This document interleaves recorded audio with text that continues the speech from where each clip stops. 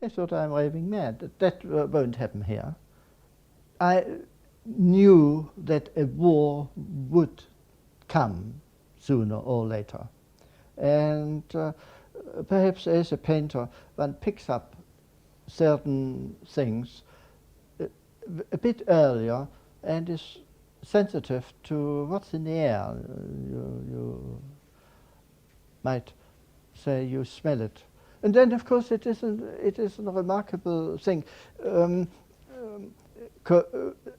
we mustn't forget, at 1936, there was a war in Spain, and there was Guernica.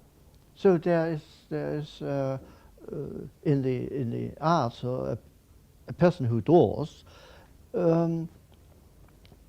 has these. He's sensitive to that and simply tries to say something about that as well. And I just said it about London, with gas mask. A lot of talk, as a matter of fact, was that what the English, if a war would come, feared that there would be a gas attack, that the Germans would use gas. Luckily enough, it didn't happen. But it was, to me, this big bridge and all these buses crowding in London, and on top of that ruin, sticking a gas mask is a warning. One doesn't do that consciously. It just happens. If it is a picture which tells a story, you don't set out to tell a story. You get involved with a theme, and you tackle it. As a freelance artist, you had no chance to exhibit because of the what they called entartete Kunst, because you had to paint certain romantic paintings, and of course nothing against fascism, nothing against war. Anything which we were fighting for was just suddenly ceased to exist.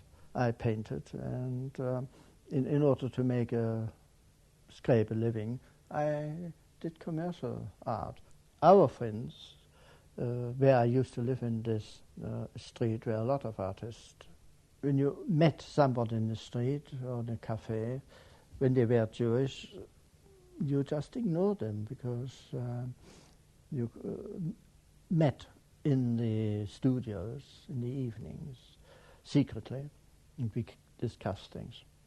I found it eventually unbearable to work under these positions and doing everything in secret. I did meet my future wife, who was a member of the Wickman School, a dancer. We fell in love, and so we thought, well, what can we do? Since she was English, there was a chance that I could just go to the police and say, look, I'm going on a holiday for a fortnight. We had to report to the police in those days. So I packed my things.